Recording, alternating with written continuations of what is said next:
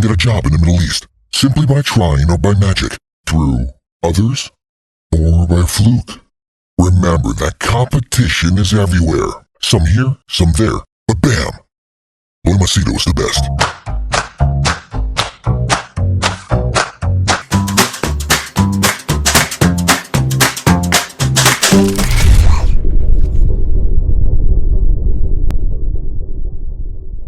Hi there, Machedo Sweeney from LawMachedo.com. Who's Machedo? Think Personal Branding. Okay, the date is, let me give you the date, 15th March 2022. Just wanted to give you a bit of breaking news. The Indian court upholds Karnataka state ban on hijab in class. Okay, I'll give you my opinion. It's not actually just the reading out the news. My purpose is always to give you my opinion about the news. Okay, so it says here, Reuters. I always prefer Reuters so that it gives a very neutral say. An Indian court upheld on Tuesday a ban of wearing the hijab in the classrooms in the southern state of Karnataka. Actually, I come from that state. A ruling that set a precedent for the rest of the country, which has big Muslim minority. Okay. The ban last month by the state sparked protests by some Muslim students and parents and counter protests by Hindu students. So because of the ban that they said don't wear the scarf or the hijab when you come to the college or schools, Hindu students started wearing the saffron because the saffron is representative of the Hindu faith, while the hijab is representative of the Muslim faith. Okay, now the reason why Muslims, at least the girls, wear the scarf, this is my understanding, you can correct me if I'm wrong, is they don't want the girl to be exposed to men. And there is also the reverse part where men, what it is said as per the holy book is it should not tempt the men. Now, my opinion is this is more of a prehistoric or rather ancient, the right word is ancient, medieval kind of concept, because those days it was like a very small place. Everyone knew one another. They didn't want anyone eyeing their daughter or their child. It was a very reserved society. But in today's day and age, where you have the internet and you have someone in India can actually chat and video chat with someone in United States or the West, the dynamics have changed. So Islam as such has kept itself very inclusive, and they like to follow their set of rules within their communities.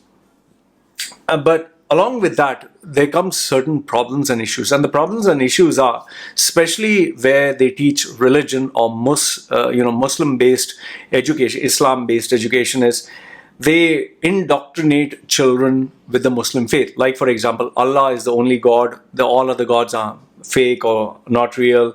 Islam is the only true religion. All other religions are fake. And they address, especially in Arab states and even many countries in India, they say they are the kafir, I think it's the right word, kafir, or non-believers. Like, they look down on people who do not follow Islam, or we are the chosen one, we will go to heaven, they will not. So, in fact, you can check many of the interviews with Muslims and Muslim scholars, even Dr. Zakir Naik himself. Yeah, I don't call him doctor. He's actually Zakir Naik. I don't know. He's a doctor of which cartoon university he got his doctorate. Maybe he purchased it for $100 or so. Even not in $100, $10. I find him the most irritating individual on the planet. I'm pretty sure there are many Indians who literally adore Zakir Naik. The moron, sorry to say, is he's an individual who memorizes phrases from the Quran, and then he cherry picks parts of other books, twists the narrative, and he likes to repeat memorized phrases at a speed which impresses lay people. Wow, he knows so much. So because of people like him, what has happened is there has been a complete hatred towards the Muslim faith. Yeah, and I'm not even focusing on the so-called extreme activities or the terrorists, the bad guys, or they're chopping of the head and cutting and all that. I've not even touched upon that. I'm just focusing on the very fact that these preachers, in fact, even in the gatherings that Zakir Naik has, he tells, brother, will you accept Islam? Will you accept Allah? Allah Ta'ala said in Surah chapter 7 and blah, blah, blah. He goes on, with the memorized rant. So when you have scholars, so-called scholars of a religion in that way, promulgating that my religion is true and you're fake and accept this and be saved, then obviously there is anger that spills over. And now the problem is, see, before you even jump on the bandwagon and say, I'm anti-Muslim or I'm anti-anything, anti-Hindu, anti-Christian, anti-anything, you tell me where I am wrong. Tell me whatever I've said, where have I stated a wrong statement? Zakir Naik converts other people. He wants to convert people to Allah, to Muslim, to Islam. And that's the reason he is wanted. And he's not a saint by any means.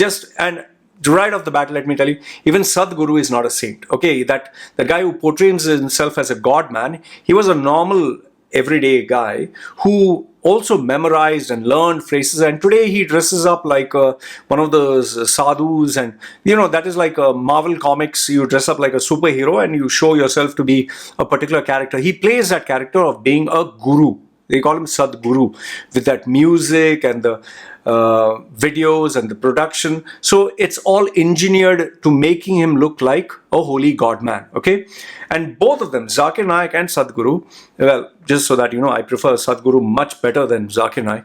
Both of them are living a very rich, expensive, comfortable life, where they are living like celebrity stars. They are not suffering by any means. So they are using religion, the religion which is called opium of the masses. They are using that to fund their life. Now, maybe Zakir Naik and Sadhguru, they are doing good stuff, helping other people. In fact, have you noticed Sadhguru is, I don't even know his real name because that is how his branding is. He likes to position himself as a holy man. So, maybe they do charity, maybe they help other people, maybe they are doing good for other people, feeding people without money or whatever.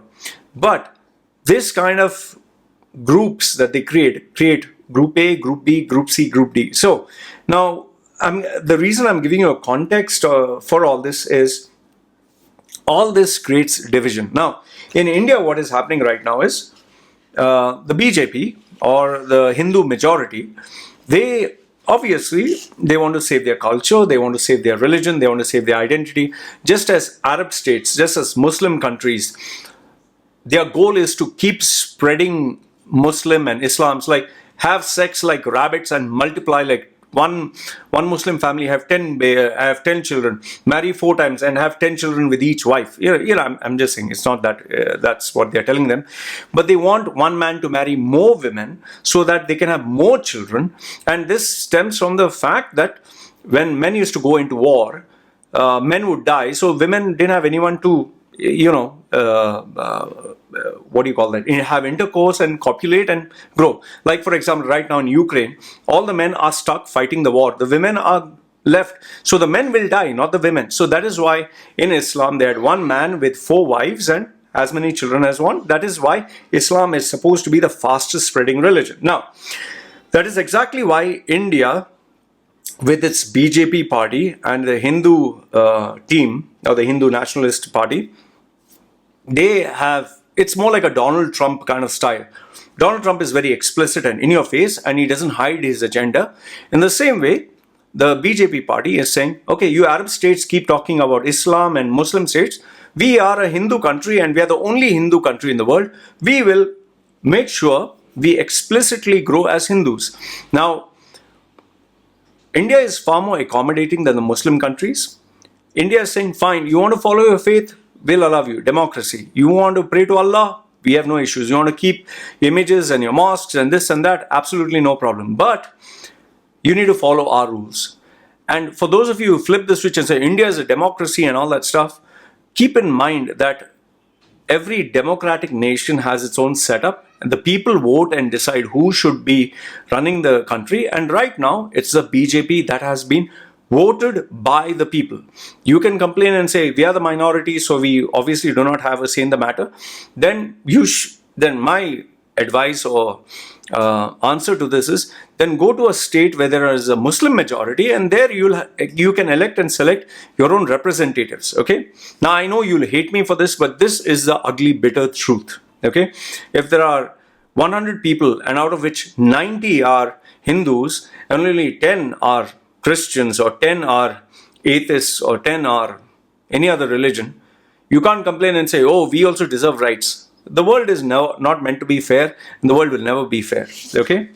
Then, it said here, we are considering the opinion that wearing a hijab by Muslim women does not form a part of essential religious practice, Chief Justice Ritu Raj Awasthi of High Court of Karnataka said in a judgment, which is absolutely correct.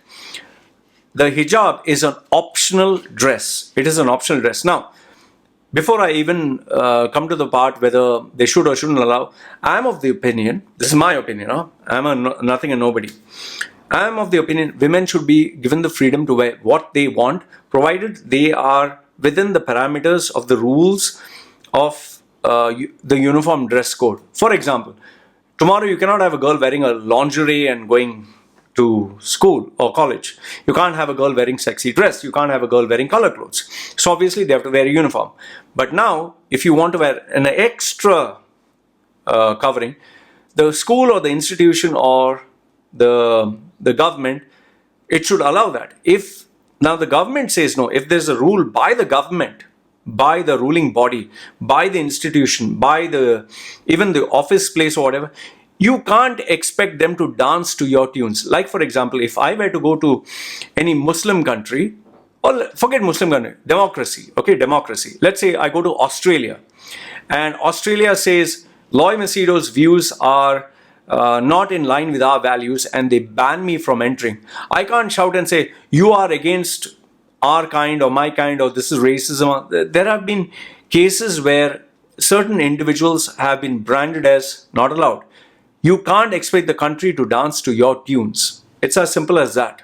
Okay? You can tell me where I'm wrong. I welcome you to give your opinions down below. Ahead of the verdict, Karnataka authorities announced closure of schools and colleges and imposed restrictions on public gatherings in some parts of the state to prevent potential trouble.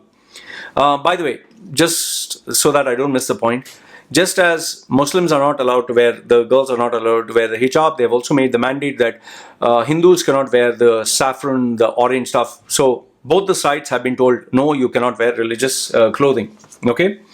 Karnataka home to tech hub. Karnataka is a home to the tech hub of Bengaluru. Okay. It's a southern state ruled by Prime Minister Narendra Modi's Hindu nationalist Bharatiya Janata Party, which holds state elections next year.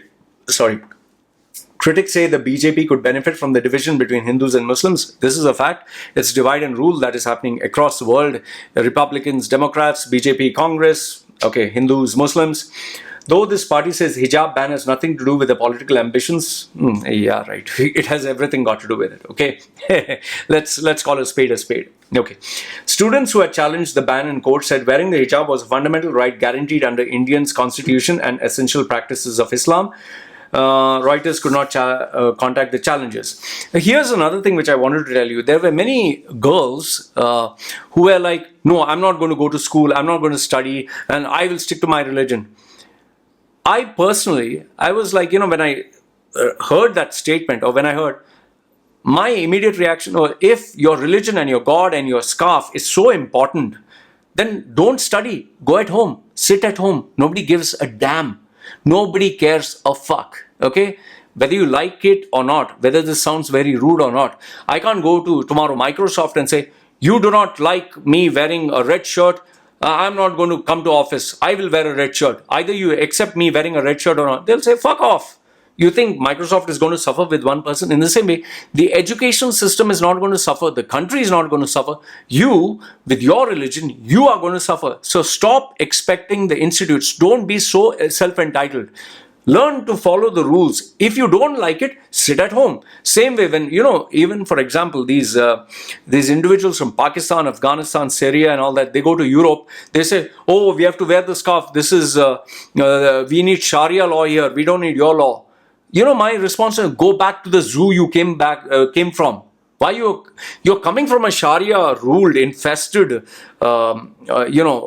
dictatorship? You're coming into democracy, and there you are again trying to bring that same poison. This is the retardedness of these people who follow this religion, which I really can't understand.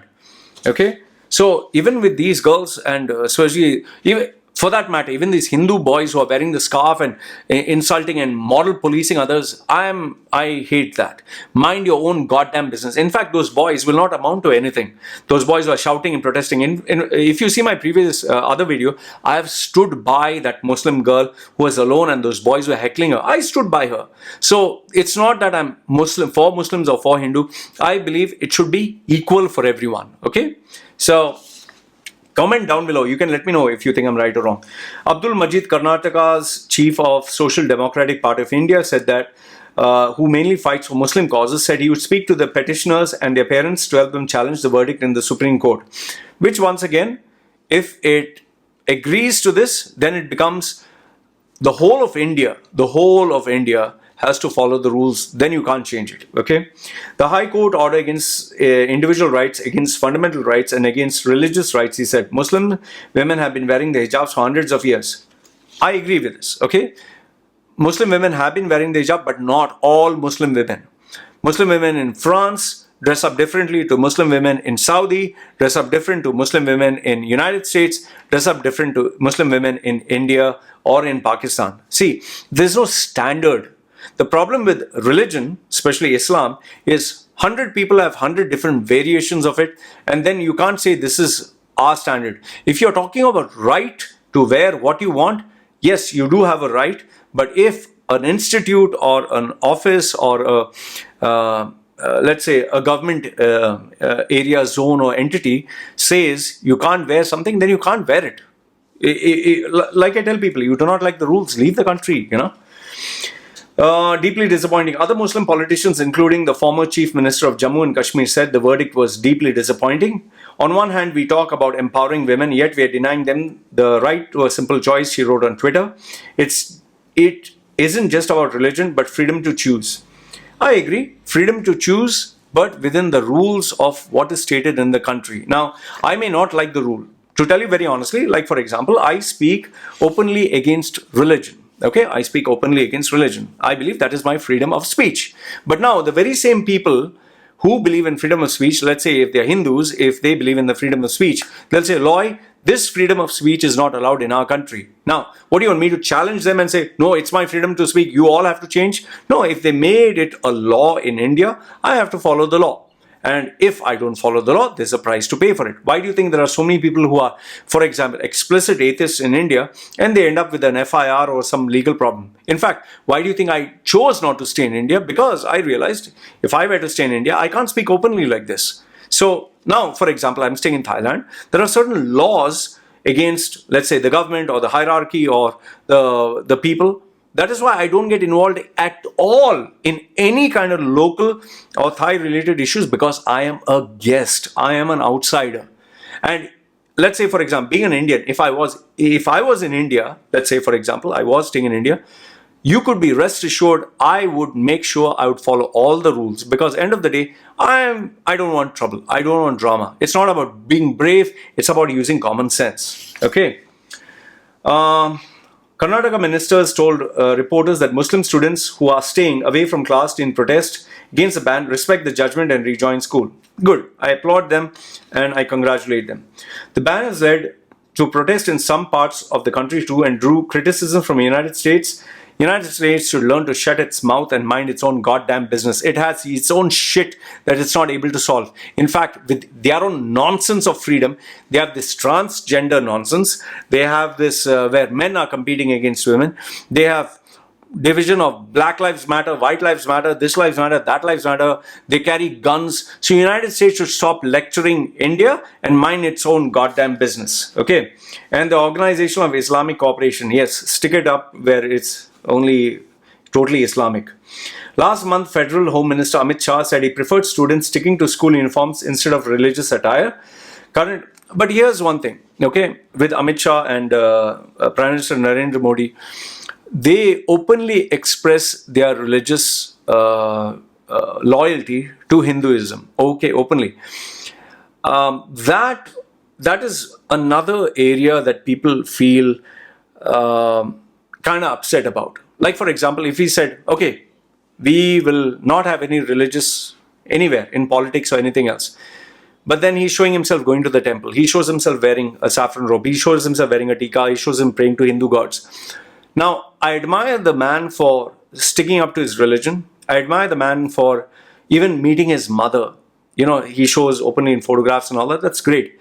But sometimes I feel he's doing this to show people to be more popular with the Hindu voters, which is a fact. Let's not act like, no, this is religion. Religion should be private. They are saying about Muslims, right? Religion should be private. Same, Hinduism also should be private. Christianity also should be private. Imagine if there are Christian voters and every time I go, Father, Son, Holy Spirit, and I show loudly and I do like this. This is all bloody drama, man. You want your religion, keep it private. Don't need to show anyone. But the problem is we live in a world today where social media, they have to see it.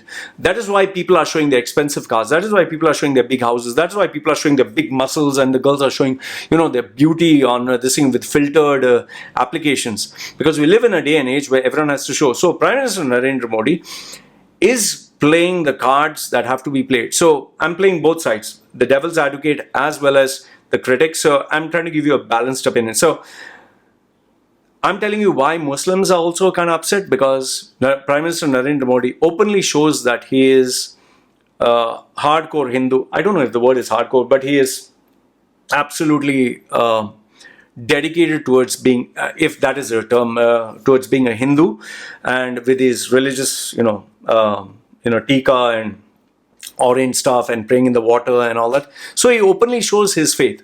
So in the same way, I guess Muslims are also asking, then why can't we also say Allah and all that? But then I think the trump card comes down to where they lose their argument is India has been Hindustan. Hindustan means land for Hindus. So you can't help it. That is what it is. So currently there is no central law or rule on school uniforms across the country, but Karnataka ruling could prompt most states to issue such guidelines. I think the only solution here is maybe you'll have a school that openly allows you to wear religious symbols and some that don't allow. Maybe that can be a solution. Maybe if, for example, I was running a school, I would tell them just put whatever you want as long as you follow rules and guidelines. You want to wear orange saffron, wear. You want to wear your hijab, you wear, fine. But you should be expected to get certain marks. That is at least me. If I was a principal, I don't think I would ever have any, because I don't have patience with youngsters. But then what happens is when you have government institutes and other institutions, they say, we will just follow government rules. You can't help it. India has experienced several deadly Hindu-Muslim riots since independence in 1947, but hardly of them in the south. Okay, I would just like to conclude by saying that I wish no fights would take place. I hope no issues take place. And whatever, for me, I'm of the belief that whatever the court decides in the end, we follow that and don't do anything else. So anyway, these are my views with regards to what has been happening. Let me know your thoughts in the comments section down below. Like I said, I'm not anti-Hindu or anti-Muslim or anti-anything. I just give you my point of view. You give me yours. Having said that, it's me signing off. You guys take care.